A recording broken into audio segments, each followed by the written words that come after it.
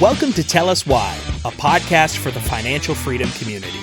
If you're looking to succeed in your quest for financial freedom, make sure you join us every week as we, along with our guests, discuss different stories of success, how they were achieved, and how you can do the same. And of course, we ask them to tell us why. Here are your hosts, Jack and Mike. Welcome to the Tell Us Why podcast. I'm your host, Jack Darable, here alongside my co-host, Mr. Michael Ketchen. Today we are talking with TJ Montgomery. TJ is an entrepreneur and owner of the Timberline Lounge in Bozeman, Montana. I don't know if, Mike, you've ever been there. About 1,000 times.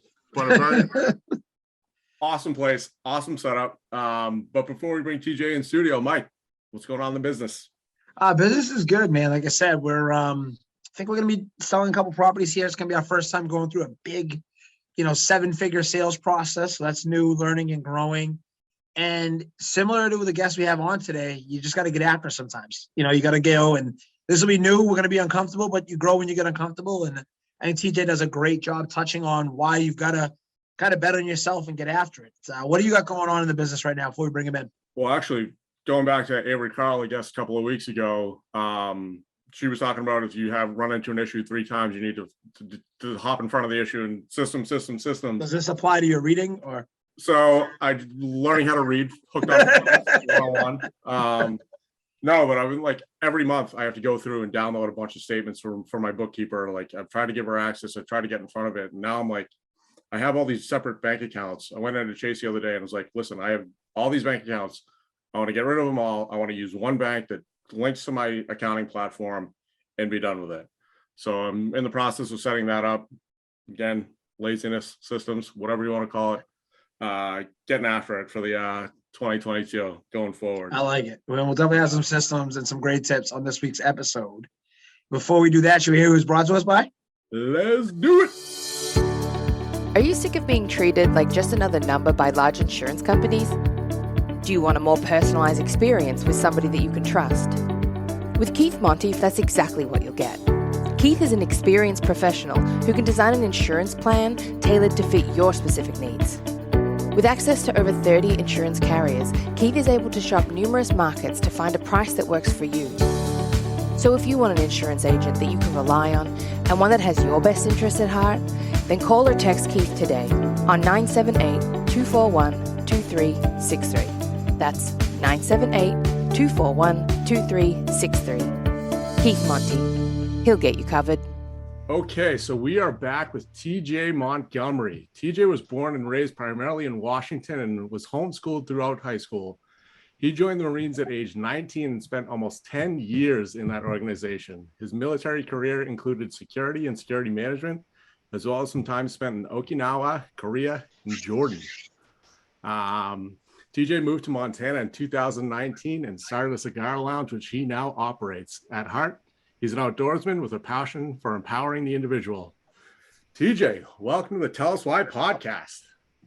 Hey, thanks, guys. Really appreciate it.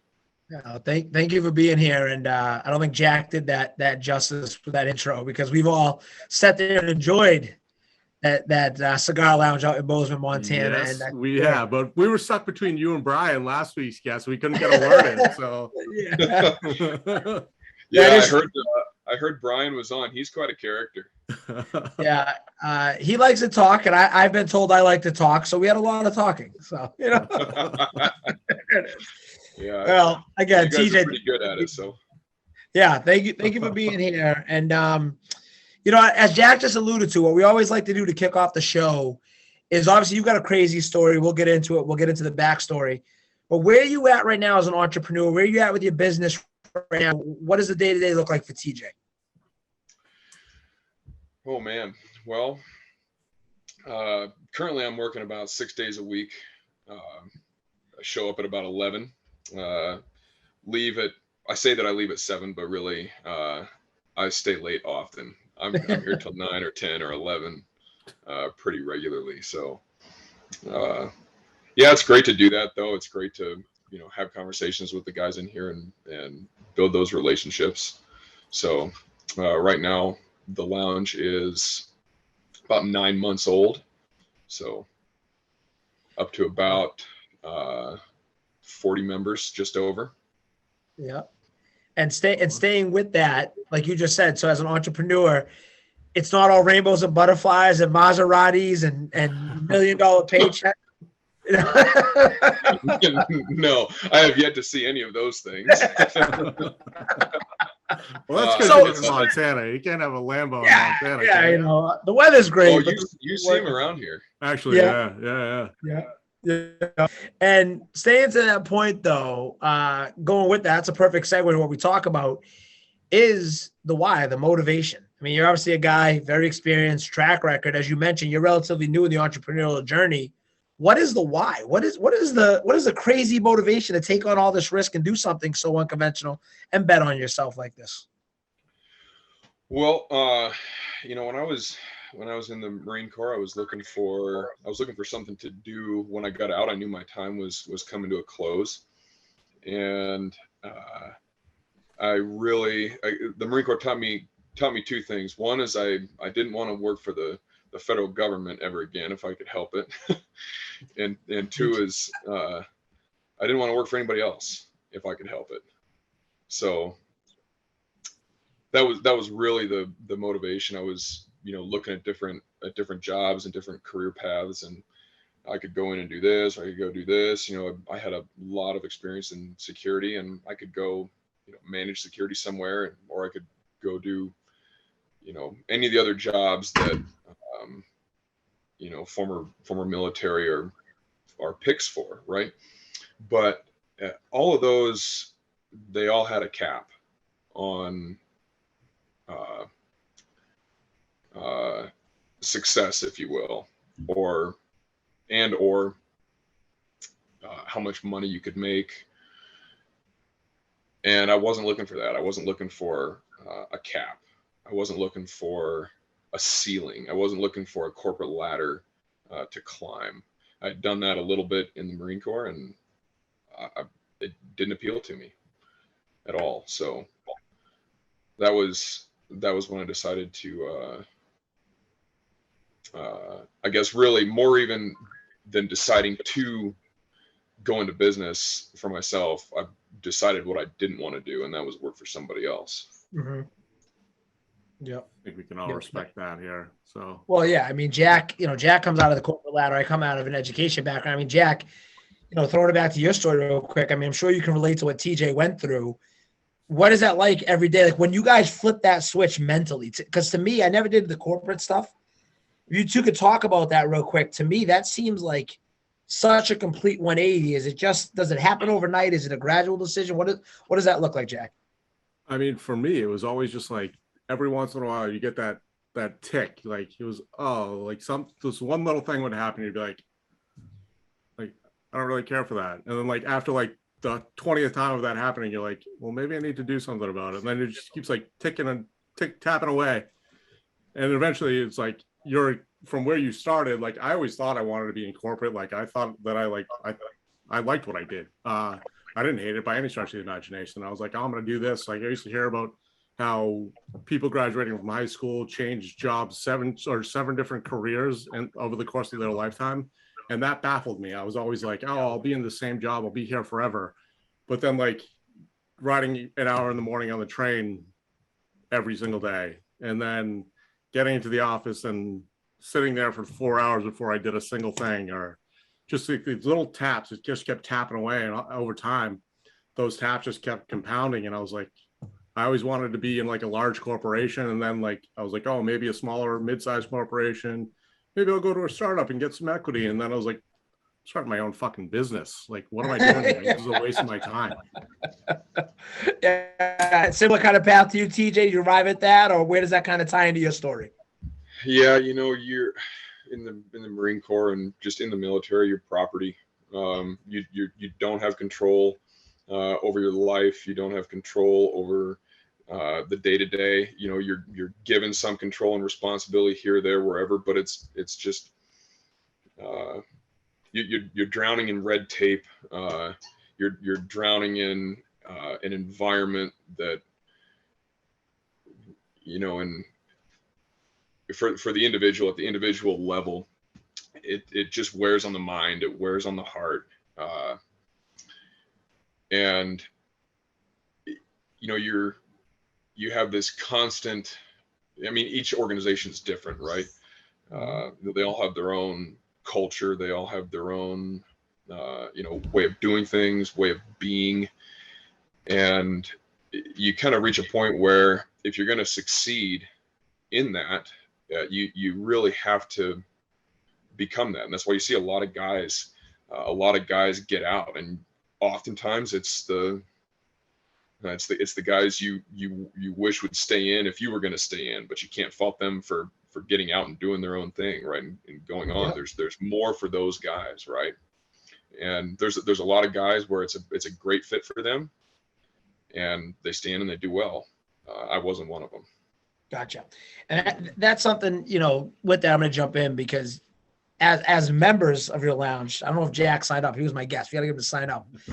What I've loved to see, what's really been cool, even over the last few months we've been connecting, is seeing the growth. And I think you're really seeing such a great entrepreneur at his launching point, at his launching pad.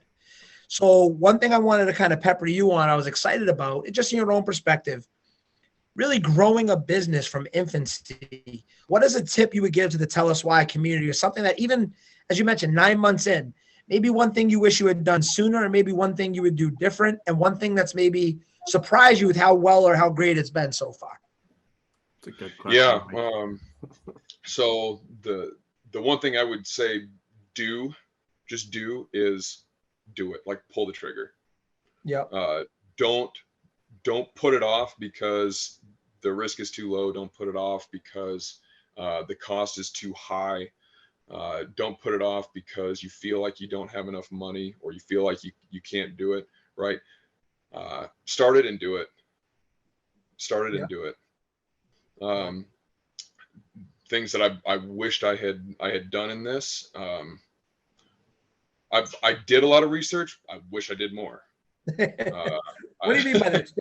Let's go deeper on that. What do you mean? So I decided to pull the trigger on this early, before I had done some research, but I hadn't done enough. It was after I decided to pull the trigger that I realized some of the fights and challenges involved with it.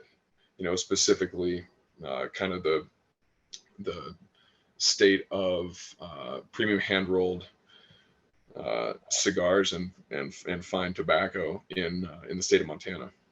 So yeah, and I wish I'd done more research earlier, and I could have set myself up a little bit better, but mm-hmm. I mean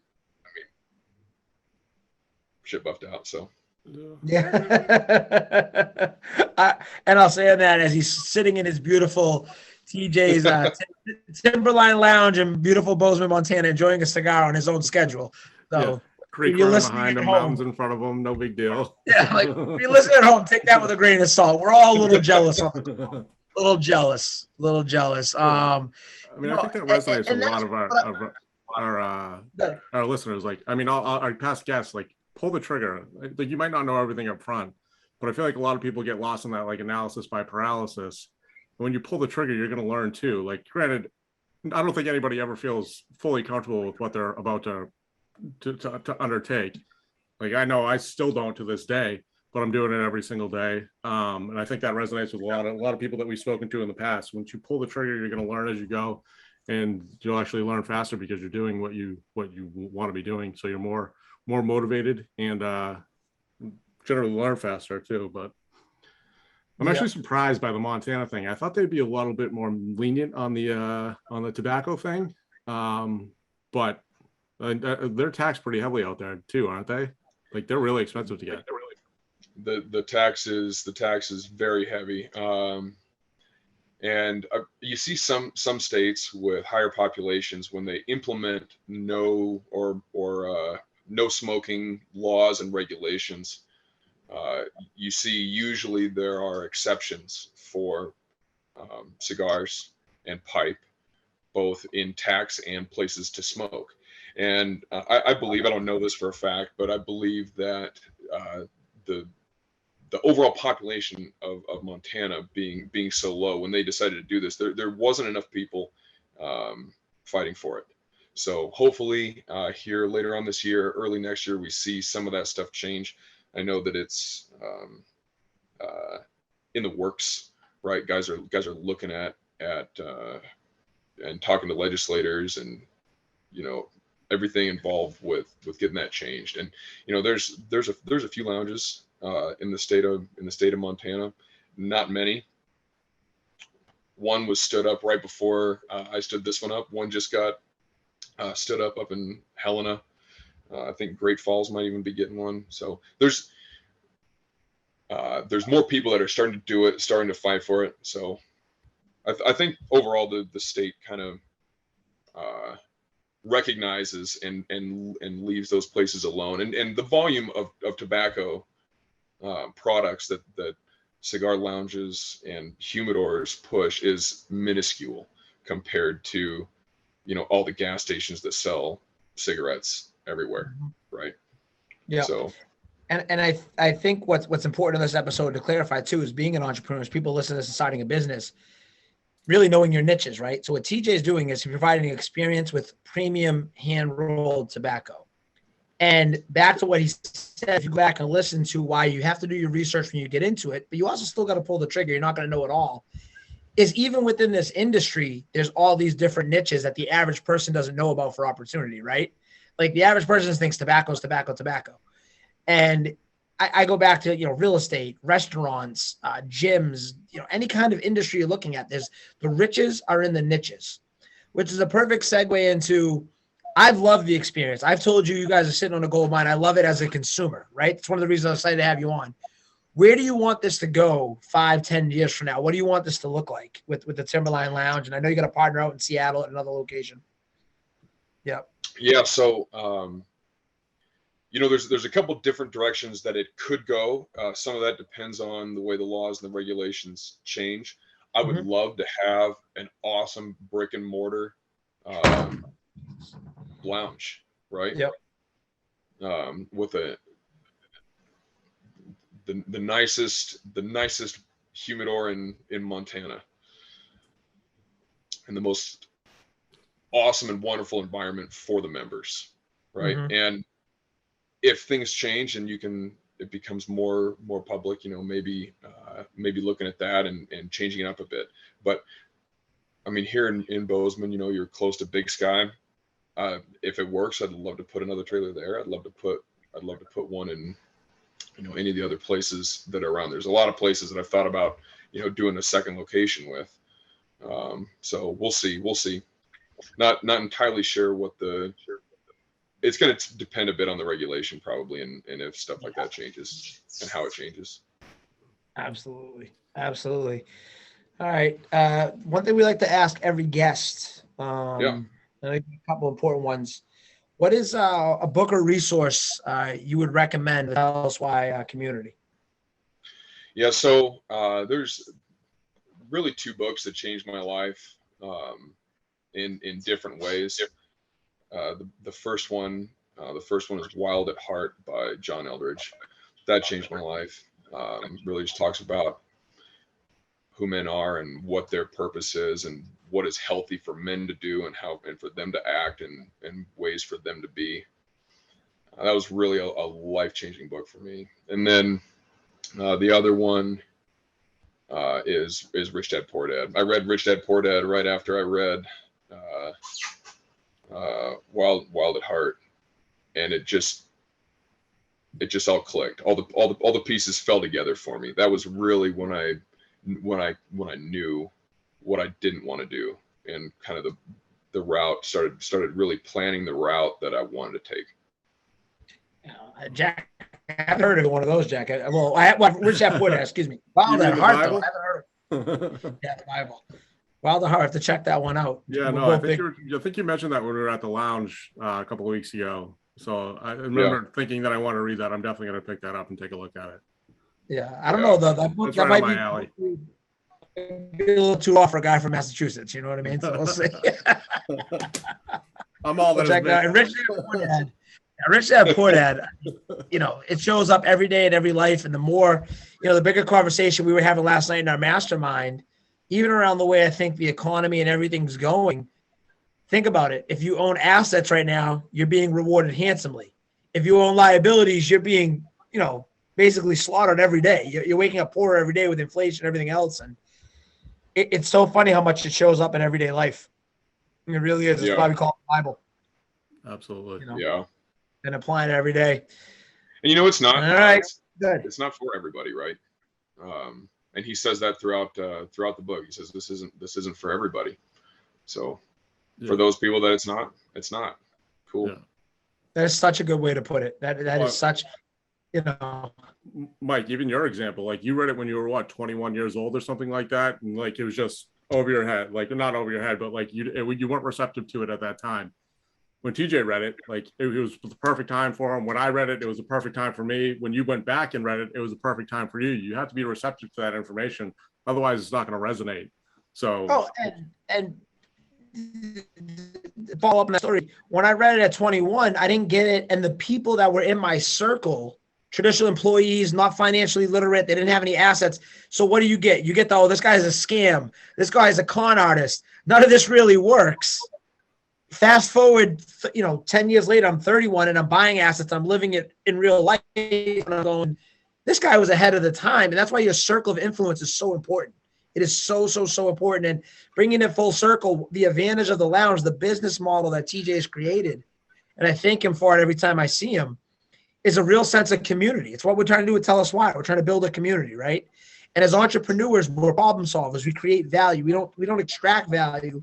We add value, right? And that's really what I think entrepreneurs award. And I think that's a great book. And I always like when it gets shout out here. And I think that's great. All right, Jack, you ready to hit him with the 3 questions? Let's do it. It's now time for the Big 3 segment, brought to you by QS Private Lending.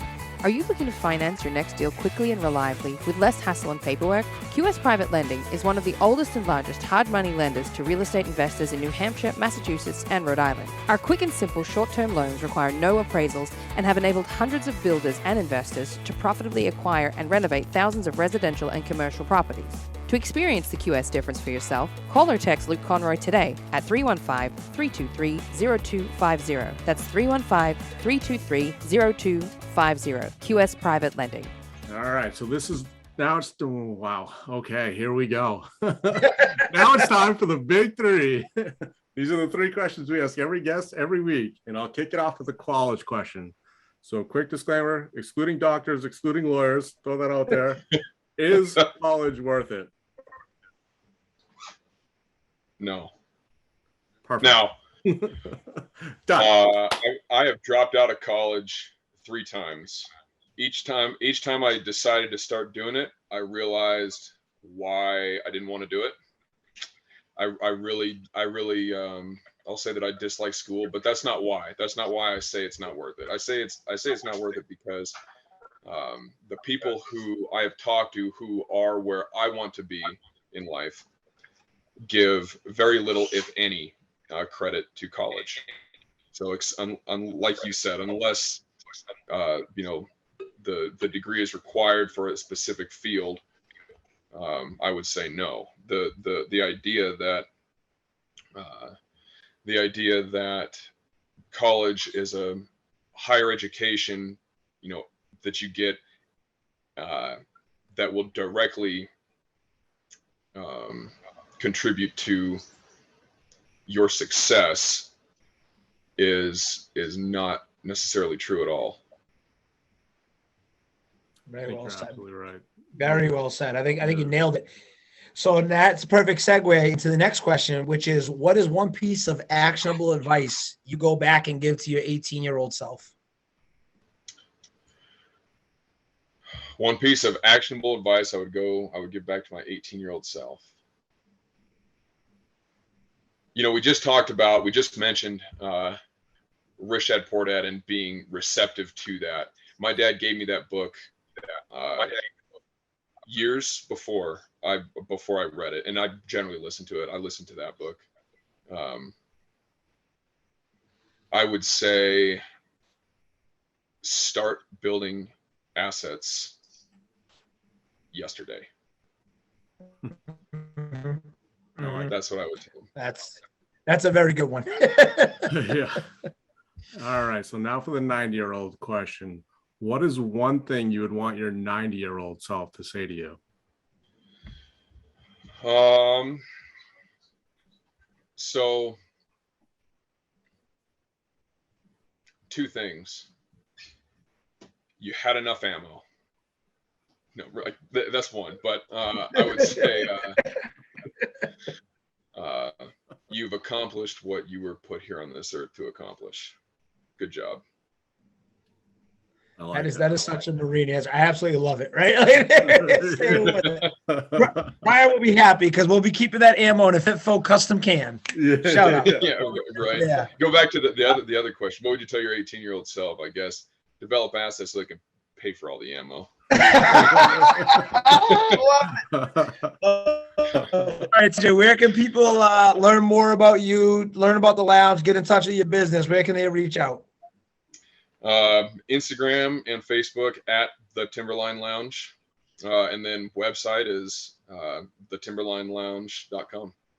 Perfect. That's and Jack, right. where can people tell us why? And you know what's coming. Well, you can check out our website, telluswhypodcast.com. If you don't already follow us on social media, you can find us on YouTube, Facebook, Instagram, LinkedIn, Twitter. Basically, every social media platform there is. If you're new and just listening, Where else? Head over to our YouTube channel and subscribe.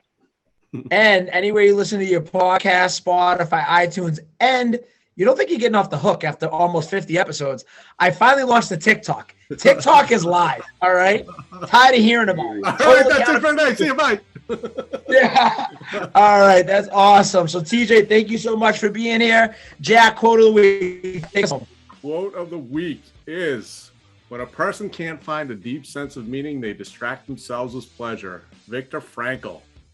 Very good. That's it for today. Be sure to join us for next week's episode. And until next week, bet on yourself.